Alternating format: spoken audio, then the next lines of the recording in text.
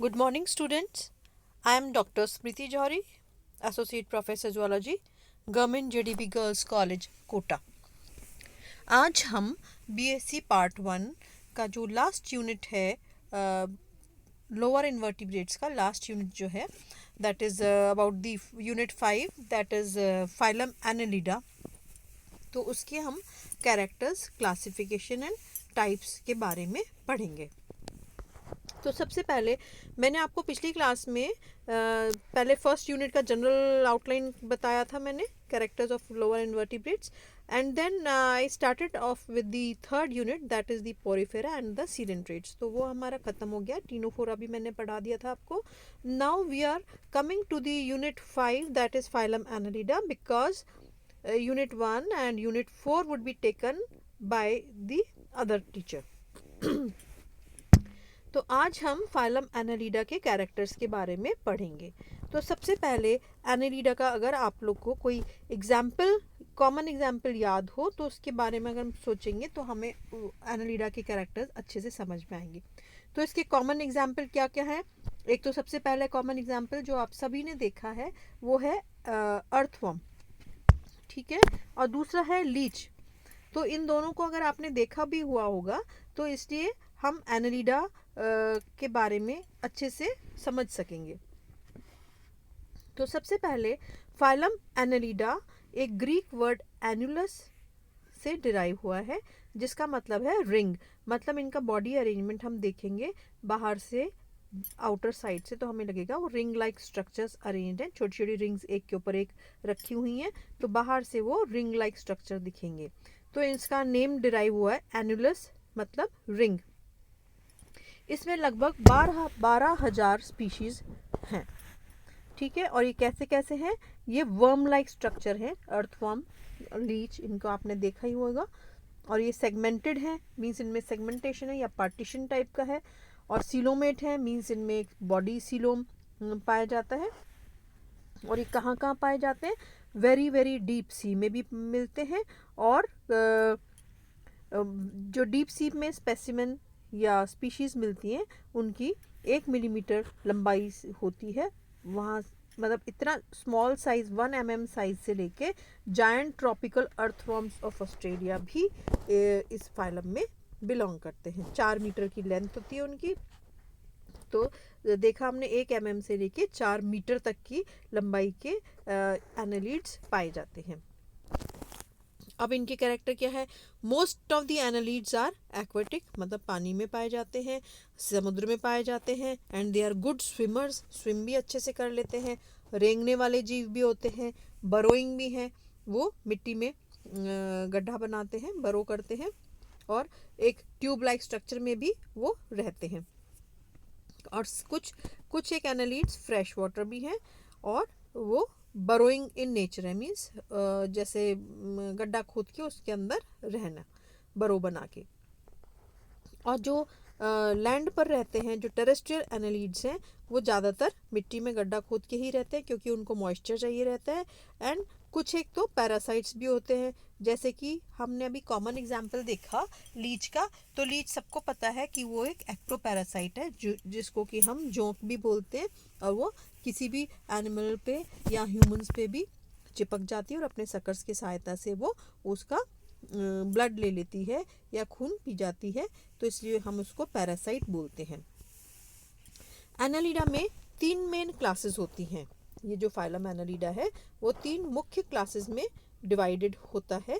First है पॉलीकीट या पॉलीचीटा, ये मैरीन एनालिड्स होंगे इसमें। ऑलिगोचीटा दूसरी क्लास जो है, ऑलिगोचीटा, ऑलिगोचीटा में टेरेस्ट्रियल और फ्रेश वाटर के एनालिड्स होंगे। और तीसरी है हेरोडीनिया। हेरोडीनिया कैसा है? टेरेस्ट्रियल है, स्थल पे स्थलीय जीव है ये, खारे पानी में भी मिलता है, और कुछ फ्रेश वाटर लीचेस भी पाई जाती हैं। अब ये तो हमने इनका जनरल इंफॉर्मेशन शेयर करी। एनालिड्स कैसे होते हैं? अर्थवर्म को अगर आप ध्यान में रखोगे तो आप आराम से इसके बारे में जानकारी हासिल कर सकते हो कि एनालिड्स बाहर से कैसे दिखाई देंगे।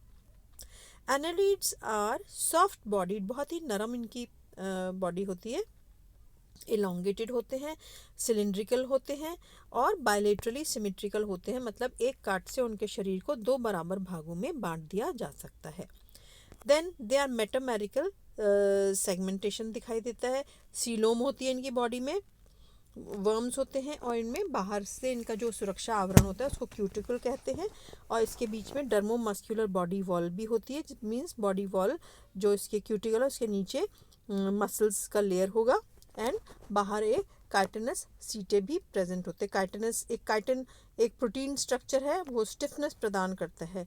हम जैसे जैसे इनके एग्जाम्पल्स पढ़ेंगे तो आपको इन सब चीज़ों के बारे में और क्लियरली अंडरस्टैंडिंग हो जाएगी। Now we come to the general characters of annelids. Annelid कैसे होते हैं? एनालिड ट्रिप्लोब्लास्टिक होते हैं, मीन्स ट्रिपल मीन्स 3 लेयर्ड इनकी बॉडी वॉल होती है, it is 3 layered. Then bilaterally symmetrical होते हैं, एक काट से इसका शरीर दो बराबर भागों में 2 आइडेंटिकल हाफ्स में डिवाइड कर सकते हैं। इसमें बॉडी सीलोम पाई जाती है, मतलब गुहा, शरीर की गुहा होती है वो पाई जाती है। बॉडी कैसी होती है? बहुत सॉफ्ट होती है, नरम होती है, लंबाई लिए हुए होती है, वर्म लाइक होती है। देन इसमें मैटेमेरिकल सेगमेंटेशन पाया जाता है, मतलब कि body is divided into similar parts और segments which are arranged in a linear series along the antero posterior axis. Body मतलब मैटेमेरिकल सेगमेंटेशन, मतलब जो इसकी जो शरीर है, अगर आप अर्थवर्म को देखोगे, लीच को देखोगे, तो हम देखेंगे इसके शरीर के बाहर बहुत सारी लाइनें ऐसे स्ट्रक्चर्स दिखाई देता है। तो ये क्या है? मेटामेरिकल सेगमेंटेशन है। बॉडी में सिमिलर पार्ट्स या सेगमेंट्स होंगे जो कि एक सीधी लाइन में अरेंज होंगे from anterior to the posterior end. ये सेगमेंट्स जो होते हैं वो अंदर तक नहीं होते, मीन्स छोटे छोटे टुकड़े नहीं होते, परंतु ये बाहर से दिखाई देते हैं। They are marked externally by transverse grooves and internally by septa. Transverse septa means हम जब अर्थवर्म को काट के खोलते हैं तो बाहर तो लाइनें दिख रही हैं कि ऐसा लगता है कि इसमें अंदर तक पार्टीशन होगा या सेप्टा होगा, ऐसा नहीं है, बस बाहर से लाइन दिखाई देती है। जब हम कट ओपन करते हैं उसकी बॉडी वॉल तो अंदर भी उसमें ट्रांसवर्स सेप्टा दिखाई देता है।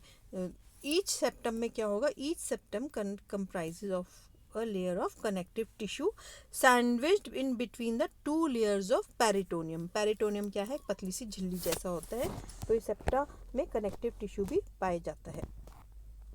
थर्ड पॉइंट क्या है इसका? थर्ड पॉइंट में ये है कि इसका जो हेड होता है एनालिड का, हेड या उसको एक्रोन भी कहते हैं, इसको जो एंटीरियर पार्ट है वहाँ पे हेड पाया जाएगा, उसको हम प्रोस्टोमियम कहेंगे, जो कि ब्रेन को कंटेन करता है या उसमें ब्रेन प्रेजेंट होता है at the anterior and.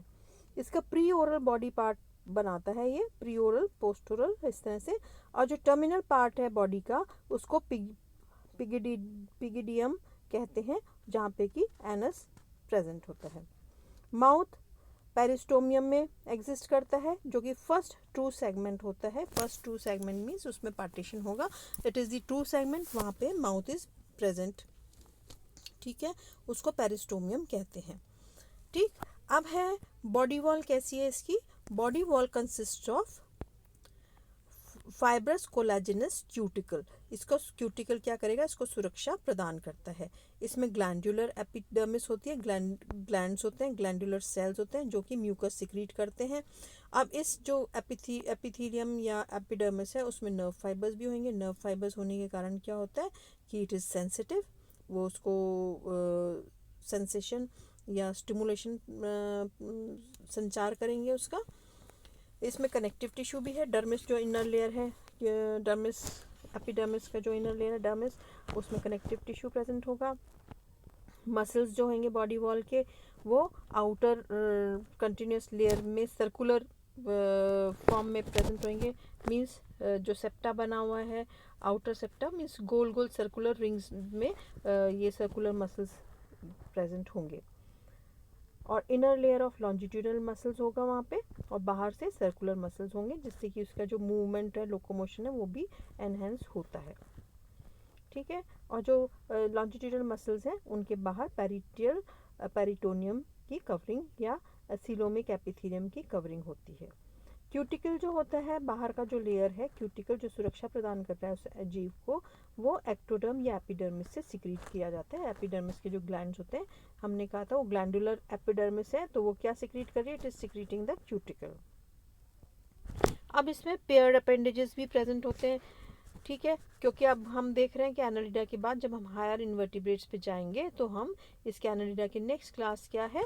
It is arthropod, जो कि जॉइंटेड अपेंडेजेस की खूब उसकी खासियत है। यहाँ पे हम देख रहे हैं एनालिड्स में पेयर्ड अपेंडेजेस प्रेजेंट होंगे, अगर जॉइंटेड नहीं होंगे परंतु वो पेयर में प्रेजेंट होंगे। लोकोमोटरी ऑर्गन्स कैसे होंगे? वो सेगमेंटली अरेंज होते हैं, पेयर्ड होते हैं, काइटिनस लेटर ब्रिसल्स होते हैं जिनको कि हम सीटे कहते हैं या चीटे कहते हैं, and such type of setae they are mostly seen in nereis and heteronereis, but the setae they are absent in leeches. Leech की भी कैसी होती है? बहुत सॉफ्ट बॉडी होती है और वो अपने शरीर के कई गुना अधिक ब्लड का सेवन कर लेता है और इतनी सॉफ्ट एंड इलोंगेट हो जाती है उसकी बॉडी की, बहुत बड़ी लगती है वो leech after taking the blood feed. अब बॉडी कैविटी का जो ट्रू सीलोम होता है, इसको हम पेरीविसरल सीलोम भी कहते हैं, जो कि it lies between the 2 layers of mesoderm. ठीक है, जो 2 लेयर्स हैं मीजोडर्म के, उनके बीच में पेरीविसरल सीलोम पाया जाता है, which is known as the true coelom. Coelom is शाइजोसील and divided into segmental compartments by septa. शाइजोसील मीन्स टुकड़ों में बटे हुआ है, क्योंकि यहाँ पे सेगमेंटल कंपार्टमेंट्स हैं सेप्टा के द्वारा जो निर्मित है, इसलिए सीलोम इज शाइजोसील।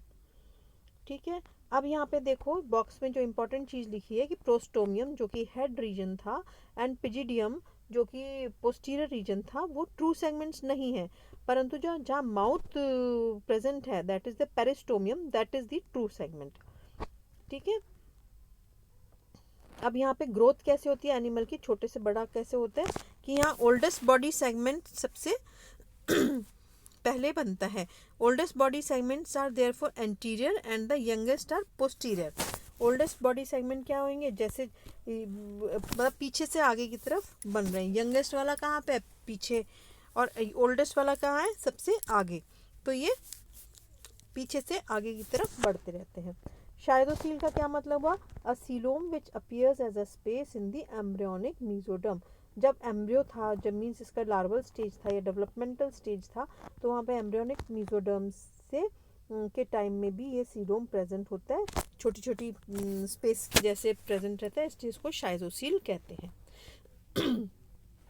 अब हम देखिए एलिमेंट्री एनालिड्स का एलिमेंट्री कैनाल कैसा होएगा, क्योंकि वर्म लाइक स्ट्रक्चर्स हैं, इलोंगेटेड हैं, तो इसकी एलिमेंट्री कैनाल कैसी होगी? एंटीरियर से पोस्टीरियर एंड तक स्प्रेड होगी, और एक स्ट्रेट ट्यूब होगी which runs from anterior end to the posterior end. Anterior end में माउथ होगा और पोस्टीरियर एंड में एनस होगा।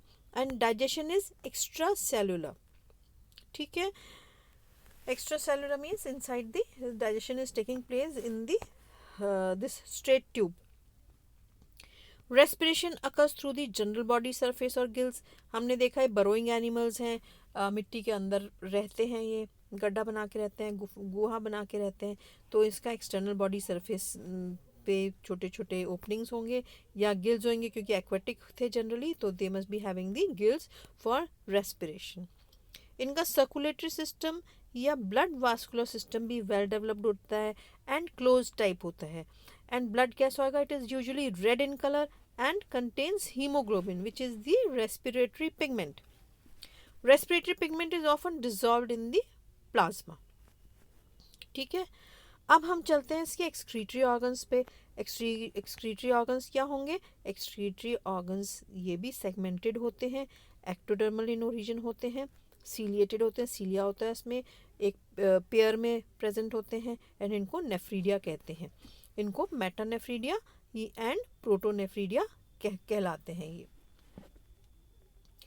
इनका नर्वस सिस्टम एंटीरियर, हमने देखा इसका जो एंटीरियर प्रोस्टोमियम वाला पार्ट था, एंटीरियर पार्ट था एनिमल का, वहाँ पे उसका ब्रेन प्रेजेंट था। तो नर्वस सिस्टम कैसा होगा? It consist of an anterior dorsal ganglionic mass of brain ठीक है. A pair of anterior connectives surround the gut and a long double or single solid ventral nerve cord with ganglions या ganglionic swellings जो है and lateral nerves भी present होंगी. एक giant fiber system is used for rapid conduction and evokes fast startle contraction. मतलब एक fibre system है, nerve fibres का सिस्टम है जो कि rapid conduction of nerve impulse को कैरी ऑन करता है. इसमें गोनेड्स वेल डेवलप्ड होते हैं. They develop from the coelomic epithelium. Sexes में भी यूनाइटेड और सेपरेटेड. मतलब यूनाइटेड होंगे मीन्स मोनोशियस या hermaphrodite means both male and female in the same animal, या सेपरेटेड होंगे डायोशियस होंगे means male and female are separate. ठीक है. अब डेवलपमेंट कैसा होगा from embryo to the adult. Development is direct means no larval stage is involved in between. It is monoecious. This happens in monoecious annelids, and in some of the annelids it is indirect means a larval stage is involved from the in between the development from the embryo to the adult. Indirect development में trochophore larva is seen in dioecious and aquatic annelids. अब क्या हुआ, zygote बन गया. अब cleavage कैसा होगा, किसका स्पिरल होगा, स्पिरल पैटर्न में इसके सेल डिविजन्स होंगे एंड डिटर्मिनेट होगा. Asexual reproduction occurs in some of the annelids. Power of regeneration is lost. Power of regeneration of the lost part occurs in many annelids means उनमें regeneration की capacity होती है. जो भी उनका बाहरी अंग अगर डैमेज हो जाता है तो ये they possess the power of regeneration, उसको रीजनरेट कर लेते हैं. एनालिड जनरली एक्वेटिक होते हैं या टेरेस्ट्रियल भी होते हैं.